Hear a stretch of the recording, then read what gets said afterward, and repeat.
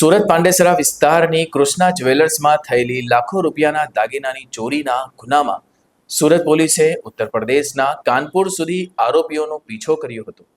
ફિલ્મી અંદાજમાં હાથ ધરાયેલા આ ઓપરેશન દરમિયાન આરોપીઓ બસની બારીમાંથી કૂદી ફરાર થઈ ગયા હતા, પરંતુ ચોરાયેલા દાગીનાથી ભરેલો થેલો અને 2 મોબાઈલ ફોન સ્થળ પર જ છોડી ભાગતા પોલીસે મહત્વનો મુદ્દામાલ કબજે કર્યો છે. હાલ બંને આરોપીઓની શોધખોળ તેજ કરવામાં આવી છે. તપાસ દરમિયાન પોલીસને ટેકનિકલ સર્વેલન્સના આધારે માહિતી મળી હતી કે ચોરીને અંજામ આપ્યા બાદ બંને આરોપીઓ કામરેજથી મધ્યપ્રદેશ પાસિંગની એસકેટી ટ્રાવેલ્સની લશ્કરી બસમાં બેસી કાનપુર તરફ ભાગી રહ્યા છે.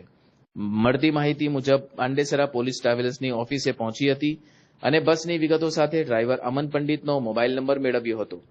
પોલીસે તરત જ ચાલતી બસમાં ડ્રાઈવરનો સંપર્ક કરી વોટ્સએપ મારફતે બંને આરોપીઓના ફોટા મોકલ્યા હતા. સાથે જ નજીકના પોલીસ સ્ટેશનમાં બસ લઈ જવા સૂચના આપવામાં આવી હતી. ડ્રાઈવરે સતર્કતા અને સમજદારી દાખવી બસને કાનપુર નજીક આવેલા રાનિયા પોલીસ સ્ટેશનના કમ્પાઉન્ડમાં લઈ ગયો હતો.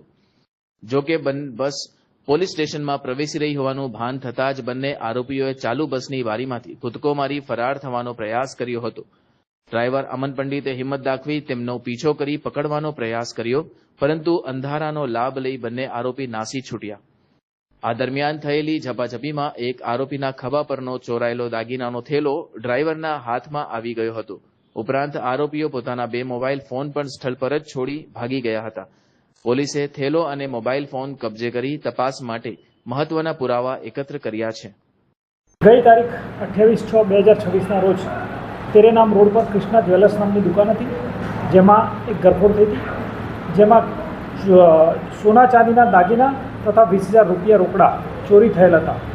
જેની ખબર પોલીસ સ્ટેશન મળતા પાંડેસરા પોલીસે ગુનો રજીસ્ટર કરેલ અને ગુનો ડિટેક્ટ કરવા માટે પ્રયત્ન કરેલ.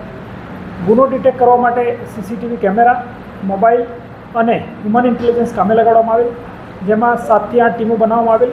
જેમાં સીસીટીવીની શરૂઆત કરતા આરોપીઓ તેરે નામથી રિંગ રોડ તરફ જાય છે, રિંગ રોડથી ટ્રાવેલ્સ તરફ પૂના તરફ જાય છે, પૂના ગામ તરફ, અને ત્યાંથી જે ટ્રાવેલ્સની બસ ઉપડે છે એ નંબર મળે છે અને એ નંબર આધારે ડ્રાઈવરનો કોન્ટેક્ટ કરવામાં આવે છે અને આરોપીઓના ફોટા વેરીફાઈ કરવામાં આવે છે.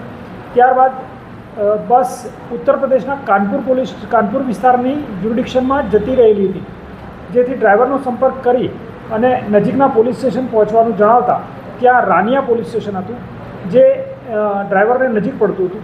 જેથી ડ્રાઈવર સાથે કોમ્યુનિકેશન થયા મુજબ તે રાનિયા પોલીસ સ્ટેશન પહોંચેલ અને જેવા પોલીસ સ્ટેશન પહોંચેલ તેવા જ આ ચોર મુદ્દામાલ મૂકી અને ત્યાંથી ભાગી છૂટેલા, જે હાથમાંથી રવાના થઈ ગયેલા છે. પરંતુ તે ચોરીનો મુદ્દામાલ 100% રિકવર થયેલ છે અને પાંડેસરા પોલીસ દ્વારા મુદ્દામાલ રિકવર કરી આજરોજ તેને ગુનાના કામે કબજે કરવામાં આવેલ છે અને 100% મુદ્દામાલ રિકવર કરવામાં આવેલ છે, જેમાં human intelligence, CCTV camera, mobile phone અને લોકેશનને પણ ડિટેક્શન માટે ખૂબ મદદ